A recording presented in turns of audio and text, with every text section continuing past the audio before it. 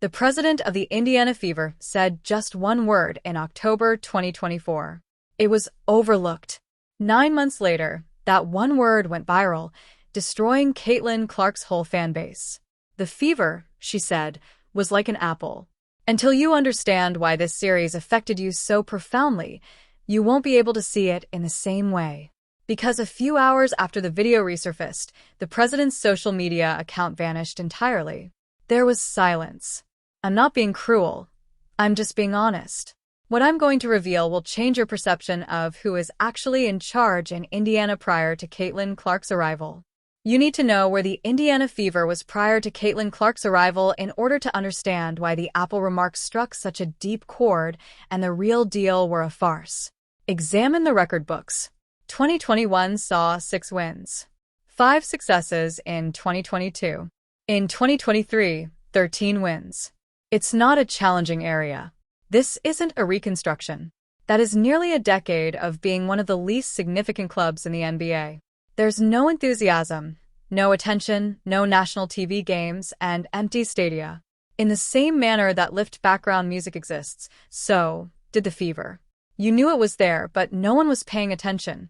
If the Indiana Fever had played in a high school gym, the number of spectators would not have changed on multiple occasions. Even though the stated attendance at home games was just 4,000 or 5,000, such numbers were nevertheless significant. This meant a 17,000-seat arena with rows and rows of empty blue seats every night. Performers were essentially entertaining friends, relatives, and a few devoted fans who had been there since the days of Tamika Catchings. Let's talk about what made Tamika Catchings' decline so painful. The Indiana Fever were not supposed to be insignificant. This franchise had a real history. They made it to the WNBA championships in 2009. They won the championship in 2012. This is Commissioner Kathy Engelberg congratulating the Indiana Fever on their Commissioner's Cup victory. Thank you, Michael. Catchings held up that trophy in front of a packed Bankers Life Fieldhouse. They made a comeback to the finals in 2015. For a period, they were one of the best-run women's basketball organizations. Everything fell apart after Catchings retired in 2016. Tamika Catchings will retire her jersey at halftime of the Los Angeles Sparks game. 8 straight losing seasons, front office turmoil, year after year of missed playoffs, and the kind of slow, painful collapse that turns a championship club into a forgettable one. By 2023, the Indiana Fever had the worst WNBA record, and most casual fans couldn't name a single member of the squad. Players being drafted there seemed unthinkable. Free agents had no competition to sign there. The product on the court was poor, the marketing was non-existent, and the entire business appeared to be operating on autopilot. Then April 2024 arrived. The Fever were selected first overall in the WNBA draft. Moreover, the person they selected was more than just a basketball player. She was a phenomenon and a talent that spanned generations. The most watched collegiate basketball player in the country for years, regardless of gender. She attracted 12.3 million people for the Elite Eight rematch between Iowa and LSU, surpassing the combined viewership of the World Series, the men's Final Four, and Monday Night Football games. Caitlin Clark walked into Indianapolis. And instead of happening gradually or over the course of a season, everything shifted all at once. Her first preseason game was overnight in Dallas with 13,000 spectators. Her home opener for the regular season sold out in a matter of hours. All of a sudden, every away game was the most popular event in that opponent's building's history. Washington moved a Fever game to the Wizards Arena in order to accommodate the demand. Every city was sold out, including Phoenix, Las Vegas, and Connecticut. TV ratings smashed records set decades ago. More than 2 were drawn in a few games. 5 million people had never watched the WNBA. The jerseys were selling out so fast that the league was unable to restock them. Highlights of her 30-foot step-back threes went viral on platforms that had never shown a WNBA clip before. For possibly the first time in history, the Indiana Fever were the most talked-about women's basketball team. This is the important part. It has nothing to do with the organization. It has nothing to do with coaching. None of it was the result of a marketing campaign. There was only one participant, Only one person took part. That fact will become crucial in a moment. The controversial statement from Apple. The plot takes a dramatic shift at this point. When the Fever realized what they had, and that Caitlin Clark had single-handedly transformed them from a forgotten franchise into the most sought-after property in women's sports, they made a move at the top of their organization. In October 2024, Kelly Krauskopf was restored to her position as president of basketball and business operations. On paper, this made perfect sense. Krauskopf was not an outsider. She was a former member of the Fever. She played a major part in creating the squad that won the franchise's lone title in 2012. As a champion, she was believable. Indiana was her birthplace. She knew a lot about establishments. When they introduced her at the press conference, the vibe in the room was positive and joyful. Kevin Cox, the president of basketball operations at Fever, will be our first speaker.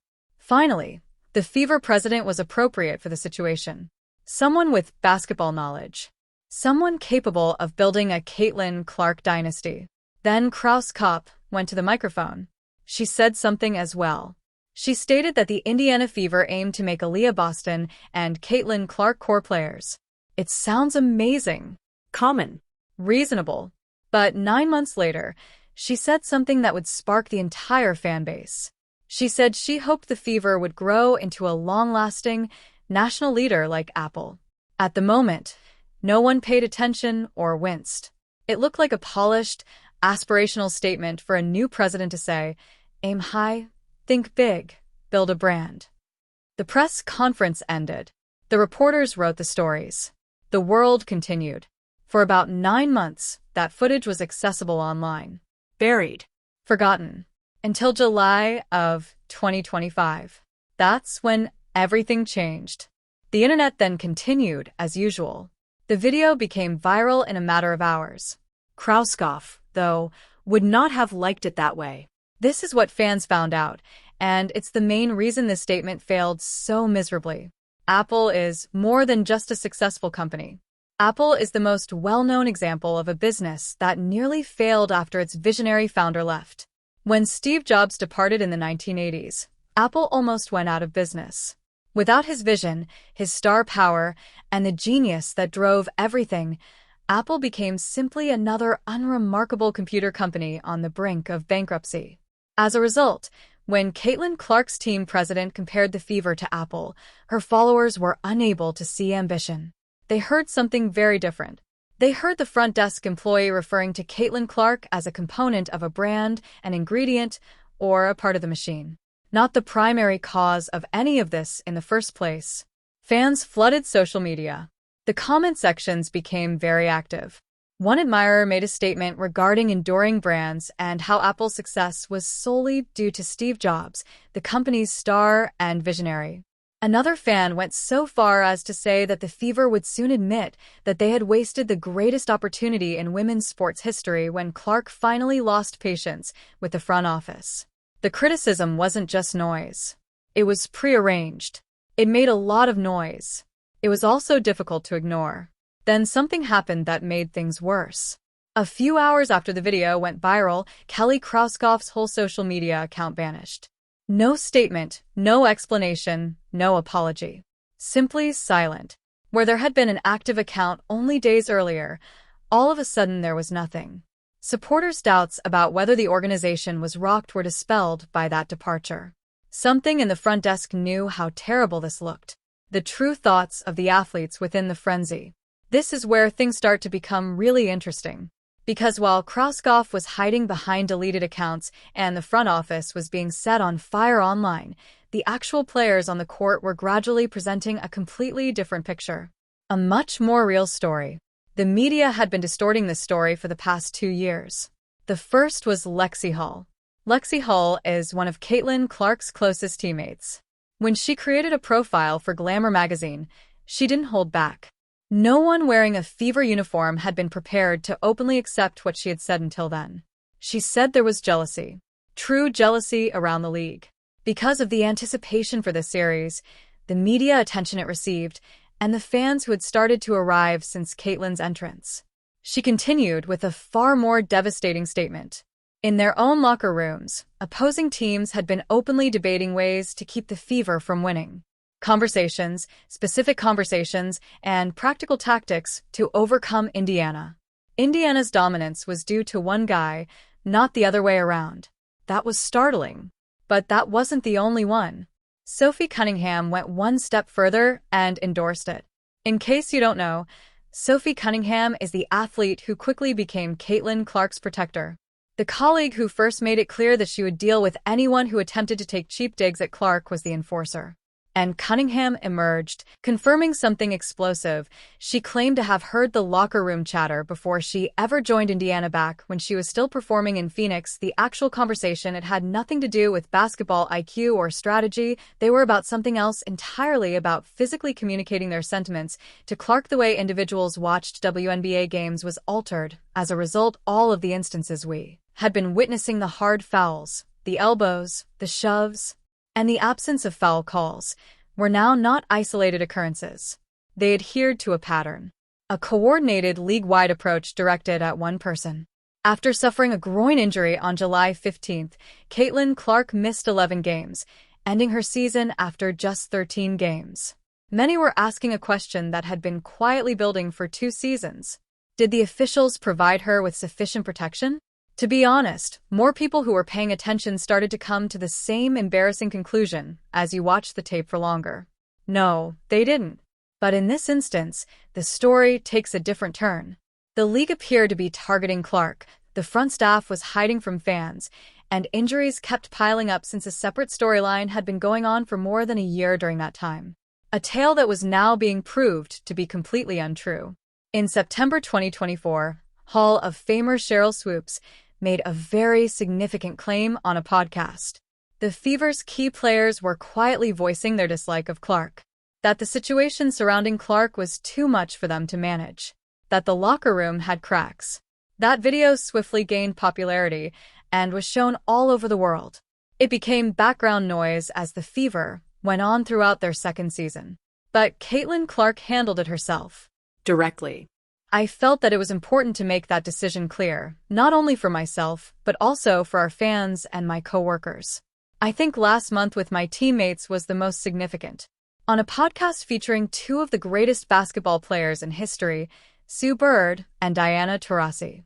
And its power came from this. She wasn't angry. She didn't behave defensively. She didn't act dramatic.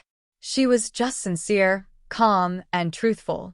She said, "You get used to people thinking they know what goes on behind closed doors when they actually don't." Furthermore, actions rather than words were used to illustrate it. After recuperating from her injuries, Caitlin Clark ended the 2025 playoffs with 32 points, 9 assists, and 8 rebounds. This is Clark when she gets back. Her allies crowded the floor for her. After the game, they stopped interviewing her to celebrate with her. When no one had asked for it, they came for her. When the Fever won the Commissioner Cup, there was an authentic jubilation in that locker room.